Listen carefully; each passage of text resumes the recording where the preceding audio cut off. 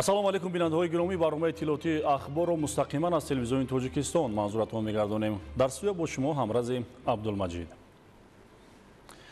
31 июл таҳти раёсати президенти ҷумҳурии Тоҷикистон, пешвои миллат, раиси ҳукумати ҷумҳурии Тоҷикистон муҳтарам Эмомалӣ Раҳмон маҷлиси ҳукумати ҷумҳурии Тоҷикистон баргузор гардид. дар баробари муҳокимаи масъалаҳои рӯзномаи маҷлиси ҳукумати ҷумҳурии Тоҷикистон, роҳбари давлат муҳтарам Эмомалӣ Раҳмон барои иҷрои супоришҳо, тайёрии ҷиддӣ ба мавсими тирамоҳу зимистони солҳои 2025-2026, омодагии ҳамаҷониба ба соли нави таҳсили солҳои 2025-2026 ва вусъати корҳои ободонӣ баҳри истиқболи сазовори ҷашни умумимиллии 35-солагии истиқлоли давлатии ҷумҳурии Тоҷикистон ба масъулини сохторҳои давлатӣ дастуру тавсияҳо доданд. ҳамкорони мо гузориш медиҳам. 31 июл таҳти раёсати президенти ҷумҳурии Тоҷикистон, пешвои миллат, раиси ҳукумати ҷумҳурии Тоҷикистон муҳтарам Эмомалӣ Раҳмон маҷлиси ҳукумати ҷумҳурии Тоҷикистон баргузор гардид. дар маҷлис нахуст дар бораи нақшаи амали барномаи давлатии рушди муассисаҳои соҳаи маорифи вилояти Хатлон барои солҳои 2022-2027, дар марҳилаи дуюм солҳои 2025-2027 гузориши вазири маориф ва илми ҷумҳурии Тоҷикистон Раҳим Саидзода шунида шуд. аз ҷумла таъкид гардид ки лоиҳаи қарори ҳукумати кишвар барои ҳалли мушкилоти ҷойи нишаст дар муассисаҳои таълимии вилояти Хатлон аз байн бурдани биноҳои дар ҳолати садамавӣ қарордоштаи муассисаҳои таълимӣ ва фароҳам намудани шароити мусоиди таҳсил мебошад. гуфта шуд ки дар доираи лоиҳаи мазкур бунёди 165 бинои муассисаи таълимӣ барои 53303 ҷойи нишаст ба маблағи умумии 957 миллиону 850 ҳазор сомонӣ пешбинӣ шудааст. бо қарори ҳукумати ҷумҳурии Тоҷикистон нақшаи амали барномаи давлатии рушди муассисаҳои соҳаи маорифи вилояти Хатлон барои солҳои 2022-2027 дар марҳилаи дуюм солҳои 2025-2027 тасдиқ гардид. сарвари давлат муҳтарам Эмомалӣ Раҳмон супориш доданд ки сохторҳои марбута барои амалисозии нақшаи амали барнома тадбирҳои зарурӣ андешида ҳар сол ба ҳукумати кишвар оид ба рафти амалишавии он маълумот пешниҳод намоянд. ҳамчунин дастур дода шуд ки раванди рақамикунонӣ ва гузаштан ба низоми электронии идораи соҳа ва таълиму тарбият тезонда шуда ҳарчи зудтар ин тарзи корбарӣ роҳандозӣ гардад. таъкид гардид ки татбиқи барномаи ҳукумати электронӣ дар ҷумҳурии Тоҷикистон низ дар ҳамаи соҳаҳо ҳарчи зудтар ва босамар таъмин карда шавад. дар кори маҷлис лоиҳаҳои қонунҳои ҷумҳурии Тоҷикистон оид ба ворид намудани илова ба кодекси ҳуқуқбайронкунии маъмурии ҷумҳурии Тоҷикистон дар бораи мақоми омӯзгор, оид ба ворид намудани тағйиру илова ба қонуни ҷумҳурии Тоҷикистон дар бораи маориф ва оид ба ворид намудани тағйир ба қонуни ҷумҳурии Тоҷикистон дар бораи уҳдадории ҳарбӣ ва хизмати ҳарбӣ маъқул дониста шуда барои баррасӣ ба маҷлиси намояндагони Маҷлиси Олии Ҷумҳурии Тоҷикистон ирсол карда шуд. мақсад аз таҳияи лоиҳаи қонуни ҷумҳурии Тоҷикистон дар бораи мақоми омӯзгор, баландбардоштани мақоми омӯзгор, ҳифзи шаъну шарафи ӯ, фароҳам намудани заминаҳои мусоиди рушди касбият ва фаъолият барои омӯзгорон ва пешбинӣ намудани имтиёзҳои бештар баҳри онҳо мебошад. ҳадаф аз таҳияи лоиҳаи қонуни ҷумҳурии Тоҷикистон оид ба ворид намудани тағйиру илова ба қонуни ҷумҳурии Тоҷикистон дар бораи маориф бошад мутобиқ намудани меъёрҳои қонуни мазкур ба лоиҳаи қонуни ҷумҳурии Тоҷикистон дар бораи мақоми омӯзгор ва ҳамгунасозии меъёрҳои пешбинӣ намудаи онҳо аст. дар идомаи маҷлис ҳамчунин масъалаҳо дар бораи барномаи амнияти озуқавории ҷумҳурии Тоҷикистон барои солҳои 2026-2030 ва дар бораи барномаи омодасозии мутахассисон аз ҳисоби ҷавонон барои соҳаҳои иқтисодиёти ҷумҳурии Тоҷикистон дар солҳои 2025-2029 баррасӣ шуда аз рӯи онҳо қарорҳои дахлдор қабул гардид. баъди муҳокимаи масъалаҳои рӯзномаи маҷлиси ҳукумати ҷумҳурии Тоҷикистон, роҳбари давлат муҳтарам Эмомалӣ Раҳмон барои иҷрои супоришҳо, تیاری جدی به موسم تیرماه و زمستان سالهای 2025-2026، آمادگی همه‌جانبه به سال نو تحصیلی سالهای 2025-2026 و واسط کارهای آبادانی بهر استقبال سزاوار جشن عمومی ملی 35 سالگی استقلال دولتی جمهوری تاجیکستان به مسئولین ساختارهای دولتی دستور و توصیه ها دادند.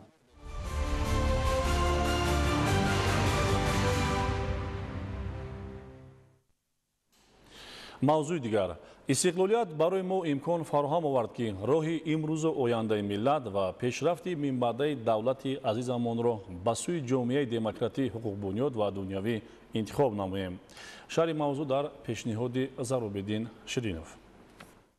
استقلال دولتی که جمهوری تاجیکستان 34 سال مقدم آن را به دست آورد در تاریخ خلق تاجیک نادرترین پدیده سیاسی و سرنوشت ساز محسوب می‌یابد. مهمترین دستاورد هر یک ملت استقلال او محسوب می‌یابد. همین است که رشد و پیشرفت و انکشاف هر دولت از استقلال و آزادی و وحدت ملی سرچشمه می‌گیرد.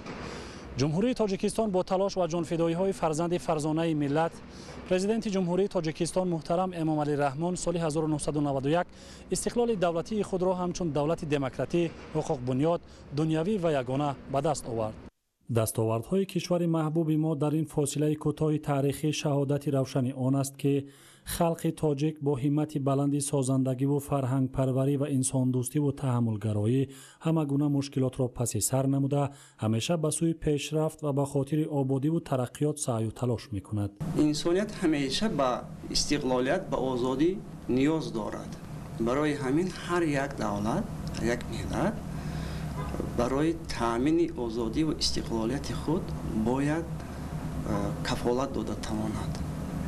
ما در این جاده امروز یکی از موفق‌ترین دولت‌های روی عالم هستیم که تحت سیاست اساسگذار صلح و وحدت ملی پیشوای معظم ملت محترم امامعلی رحمان ما و پیش از همه استقلالیت سیاسی دست آورده ایم که این استقلالیت سیاسی ما دیگر استقلالیت‌های اقتصادی و معنوی ما را پورا تامین کرده میتواند.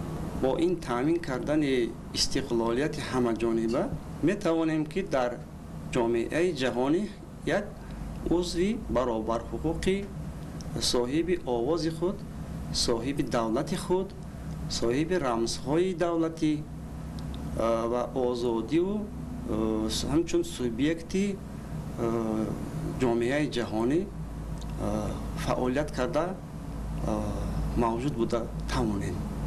استقلال دولتی برحق آغاز دوره کاملا نو در تاریخ دولتداری تاجیکان مرحله تازه در تشکل تفکر و فلسفه دولتداری محسوب می شود. یعنی تاریخ بعد از چندین صد ساله بار دیگر به ملت صاحب تمدن ما امکانیت احیا نمودن سنت های اجدادی دولتداری را فراهم آورد و در خریطه سیاسی جهان نام دولت مستقل و صاحب اختیار تاجیکان را ثبت نمود. در پیشروی دولت تازه استقلال ما وظیفه های بسا پرمسئولیت و بزرگ پیش از همه حفظ مرز و بوم، یگانگی و اتحاد ملی، بنیاد پایه‌های دولت حقوق بنیاد و دنیوی، براه ماندن مناسبت‌های دوستانه و سودمند با کشورهای عالم و سازمان‌های جهانی، گسترش فرهنگ ملی جوابگوی به طلبات زمان معاصر قرار گرفته بودند که این همه با شرافت استقلال دولتی عملی کردید. محض جهد و تلاش و متحد گردیدن ساکنان مملکت در اطراف راهبریت دولت و حکومت و دستگیری و جانبداری آنها از سیاست سازنده پیشوای ملت، عامل اساسی رسیدن به صلح و یگانگی در جامعه گردید. بسیار رکن‌های زیاد دارد استقلالیت دولتی که ما هزار بار شکرانه میکنیم که در این زمان در همه جاده ما موفق هستیم. ما با تامین کردن استقلالیت اقتصادی خود توانستیم که از آباد و زیبا کردن هر یک دهه، هر یک مرکز ناحیه، هر یک شهر تا ساختمان بنیادی ساختمان‌های بزرگ روغن، نقب‌های بزرگ، شاهراه‌ها و دیگر اقتدارهای بلند اقتصادی دست یابیم. البته کفالت همه این موفقیت‌های ما پیش از همه استقلالیت است. آزادی سیاسی دولت ما است. برای حفظ کردن استقلالیت پوره سیاسی و اقتصادی در این زمان نهایت مشکل، سیاست بسیار خردمندانه و ذکی رهبریت امروزه حکومت مملکت ما سهم پرزیدنت محبوب کشور را ارزیابی کردن ارزنده است.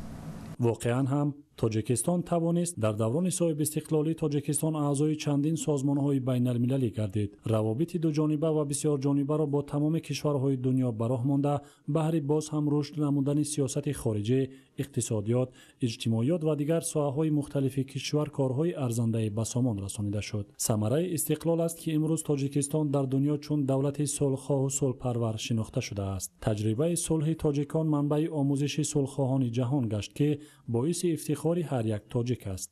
در شرایط پرتضاد جامعه جهانی و برخورد منفعت‌های ملی، تحکیم استقلالیت و وحدت ملی برای نه تنها مردم ما بلکه برای تمام انسانیت مضمون حیاتاً مهم کسب کرده است. از این لحاظ اوضاع کنونی منطقه و جهان ما را وادار می‌کند که به مسئله تأمین امنیت ملی و دولتی، نگاه داشتن آرامی اوضاع جامعه، پایداری صلح و ثبات، آباد و زیبا گردیدن وطن محبوبمان و تحکیم استقلال و حفظ دستاوردهای آن بیش از پیش تلاش ورزیم.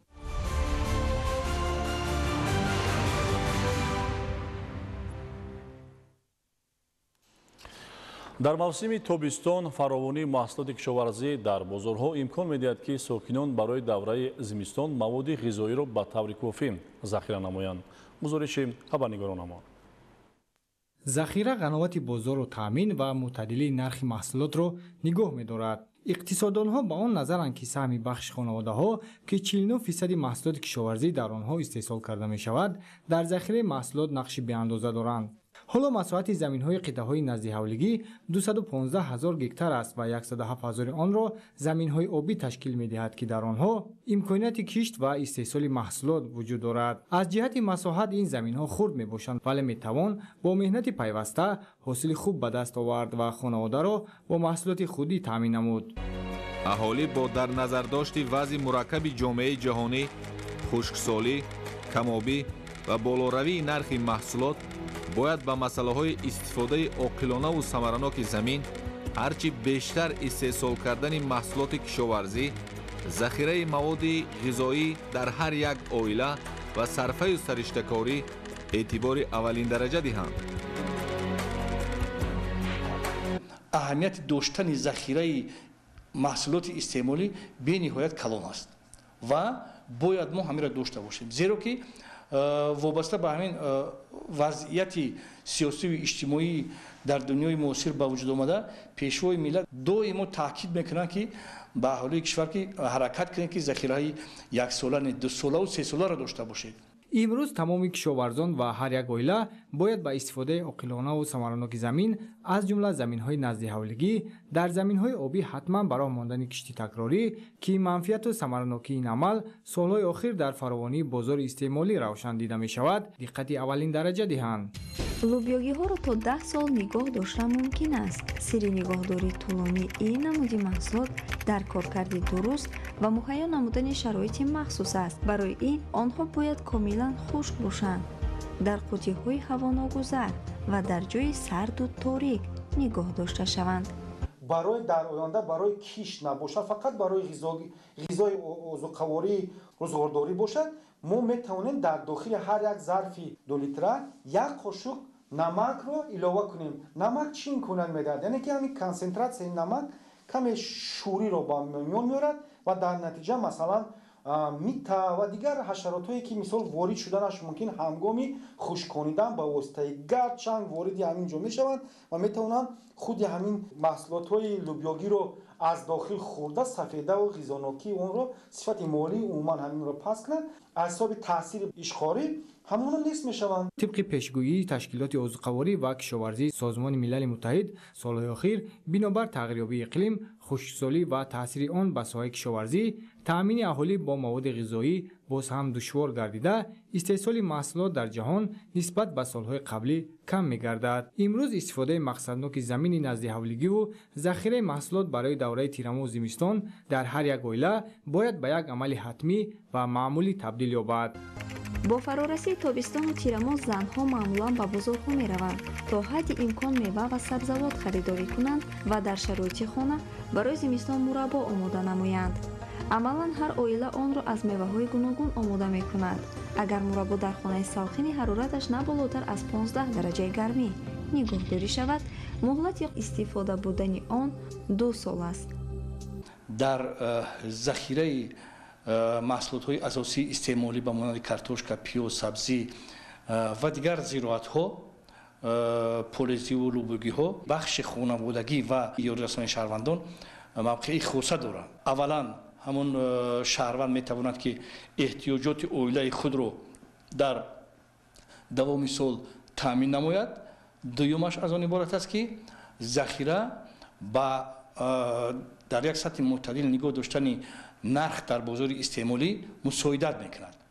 استفاده پرثمر و عاقلانه ذخیره‌های زمین و آب برای افزون نمودن حجم استحصال محصولات کشاورزی مساعدت می‌نماید. امروز اگر هر یک نفر به خود مقصد گذاشته زمین‌های نزد حولگی خود را بیکار نگذارد و استفاده پرثمر آن را تامین کند، منفعت دوچند به دست می‌آورد. با این عمل می‌تواند درآمد اقتصادی عائله را بهتر سازد.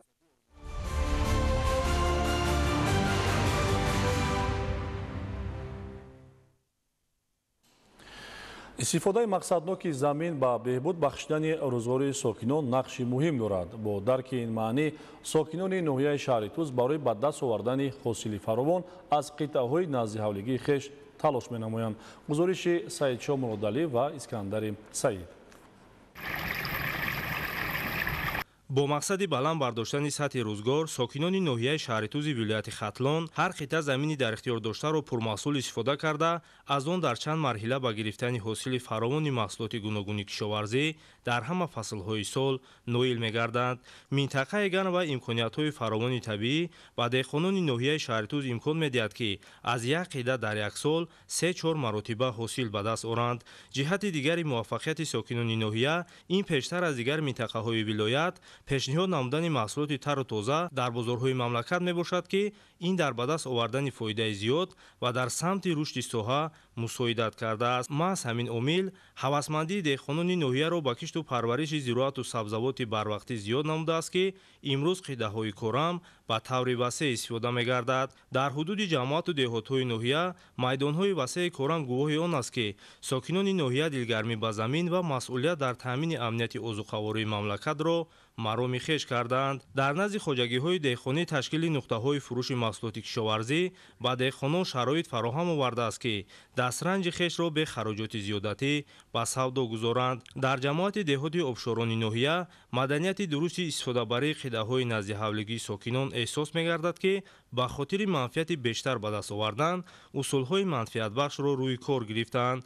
عائله نصرالله‌ها از جماعت دهاتی مذکور در زمین نزد حولگیشان که 7 سوتیخ را تشکیل می‌دهد با طور ضروری محصولات گوناگونی به ایام مطابق را کش کرده از حاصل آن برای احتیاجات روزگارشان در شکل‌های گوناگون ذخیره می‌نمایند. ما از زمین خودمان برای زمستان ذخیره می‌کنیم برای که زمستان تنقیسی نشود. در یک سال از صد زیاد می‌کنیم بانک. سالیون، کمپوت، وارینی هم خیلی چیزا محکم میکنیم برای زمستان. بانک‌ها را اول میشویم، بعد پامیدور بادرینگو را میشویم در آفتاب میپرتویم، بعد در بانک جا کرده آب جوش انداخته همش را یکم آبش میریزیم، بعد دویم آب محکم میکنیم. در زمستان خیلی ذخیره کرده ایستادیم. در زمینه دستور و سپارش‌های پیشوای ملت محترم امامعلی رحمان جهت رشد ساحه باغ و تاک‌پروری توجه خاصه روانه گردیده با بنیاد و وسیع نمودن آن همه‌ساله از جانب کشاورزان و خوجگیداران تدبیرهای مؤثر اندیشیده می‌شود.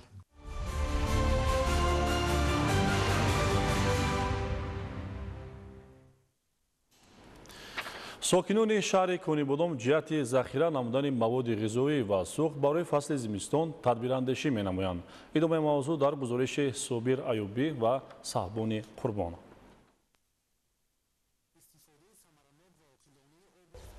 استفاده самаранок ва оқилонаи обу замин вазифаи ҳар сокини кишвар ба ҳисоб меравад, чунки мақсаднок кишт намудани заминҳои кишоварзӣ назди ҳавлигӣ ва хоҷигиҳои ёрирасонӣ назди корхонаю муассисаҳо ва ҳосили фаровон рӯёнидан аз он амнияти озуқавории ҷумҳуриро таъмин намуда дастурхони ҳар хонаводаро пурнозу неъмат мегардонад. сокинони шаҳри Конибодом дастуру супоришҳои пешвои миллат Эмомалӣ Раҳмонро ҷиҳати оқилонаю самаранок истифода намудани замин гирифтани 2-3 ҳосил аз он ва захира намудани маҳсулот барои 2 сол иҷро намуда барои хонаводаашон шароити мусоиди зиндагӣ муҳайё менамоянд. дар робита ба дастуру супоришҳои пешвои миллат президенти мамлакат муҳтарам Эмомалӣ Раҳмон сокинон ба масъалаи истифодаи оқилонаи қитъаи замини назди ҳавлигӣ ва омодагӣ ба давраи зимистон аҳамияти ҷиддӣ зоҳир карда бо истифодаи самараноки имкониятҳои мавҷудаю дастрас чун анъана тибқи эҳтиёҷ барои аҳли оилаи худ маҳсулоти гуногунро захира намуда истоданд. захираи маҳсулоти кишоварзиро барои гузаронидани давраи зимистон бонувони Конибодом бо тарзу намудҳои гуногун анҷом медиҳанд. маҳсулотҳо бо роҳи хушконидан ва ё дар шароити сардхона ба таври тару тоза захира гардида инчунин омода намудани афшураю шарбат ва хӯришу мураббо ба миқдори зарурӣ барои фасли зимистон роҳандозӣ гардидааст. бонувон аз сабзавоти тару тозаи замини назди ҳавлигии худ истифода намуда барои захираи зимистон консерваҳои гуногун омода намуда истоданд. маъмура Отахонова худ омӯзгор аст, вале таҷрибаи шоистаи истифодаи замини назди ҳавлигӣ дорад. айни ҳол вақти таътиланда зимистон ба тайёрӣ дида истодаем.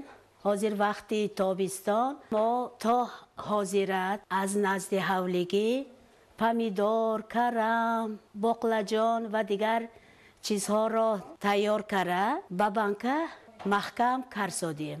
мо ин маҳсулотҳоро аз бозор намехарем. ҳама чиз хонамонда ҳай худамо тайёр мекунем. намудҳои меваҳоро хушк мекунем. мана ин бодом бошад ҳавлӣ монда 5 бех бодомо ҳаст.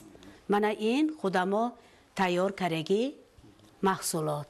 ин мана ҳозир вақти зардолу хушк кардан мана мо тайёр карда захира карсодим бо мана ҳама ҷонда тайёр карсодим. мана худатон дидитон мана ин барги ангур инам захира мекунем. мана ин хушк кардани зардолу ҳама чиз худа монда ҳай.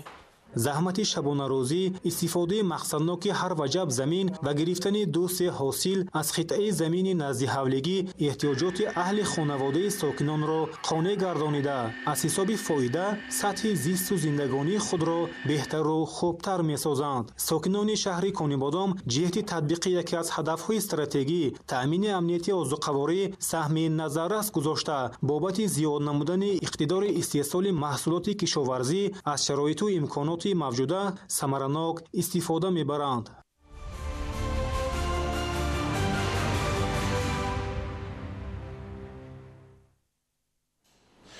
илова ба ҳамин мавзӯъ сокинони ноҳияи шаҳри нав дар баробари фаъолияти пурсамар дар дигар соҳаҳо заминҳои назди ҳавлигиашонро мақсаднок истифода бурда аз ҳосили маҳсулоти гуногуни кишоварзӣ барои давраи тираму зимистон захира менамоянд. гузориши ҳамкоронамон дар ин хусус. сокинони ноҳияи шаҳри нав дар баробари фаъолияти пурсамар дар хоҷагиҳои деҳқонӣ заминҳои назди ҳавлигиро низ мақсаднок истифода намуда дар пайравӣ ба дастуру супоришҳо ва маслиҳатҳои роҳнамоикунандаи роҳбари давлат ҳар як қитъаи замини дар ихтиёр доштаашонро холӣ нагузошта кишти зироатҳои гуногунро ба роҳ мемонанд.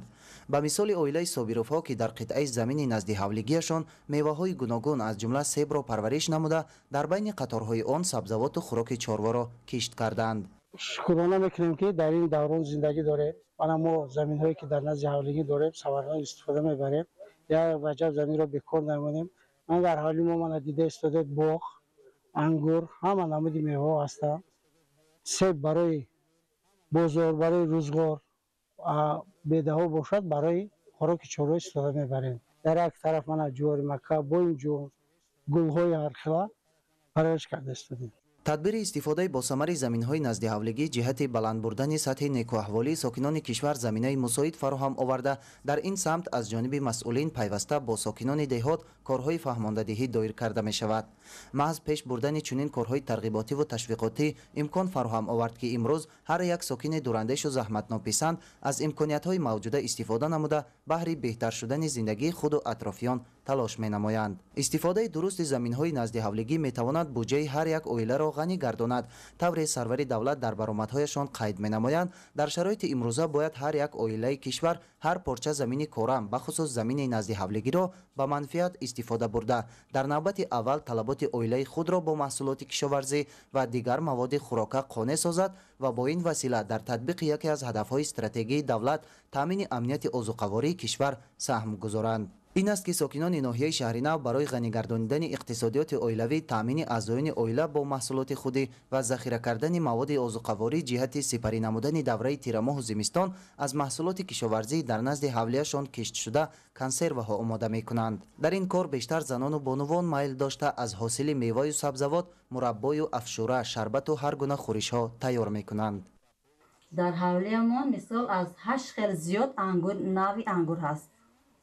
мана ай зардолую, ай гелосу олуча то охирон мепухтагӣ то бодом ҳастай. мана биҳӣ, анор, анҷир, 3 хел сиёҳ олу ҳаст, бо шафтолу, себ. аз сари ҳамин ҳам мо мехӯрем, ҳам барои зимистон захира мекунем. аз маҳсулоти назди ҳавлиямон афшурдаҳо, барениҳо барои захираи зимистон карда истодаем. мана то имрӯз мана қариб 200 банка маҳкам кара мондем. дар бештари маврид сокинони ноҳия дар қитъаҳои назди ҳавлигиашон ду маротиба кишт гузаронида аз он ҳосили дилхоҳ мерӯёнанд. маврид ба зикр аст ки истифодаи ҳар як ваҷаб заминҳои корам имконияти истеҳсоли бештари маҳсулоти кишоварзиро ба вуҷуд меорад. болоравии сатҳи зиндагии мардум низ аз муносибати оқилона ба замин вобаста аст.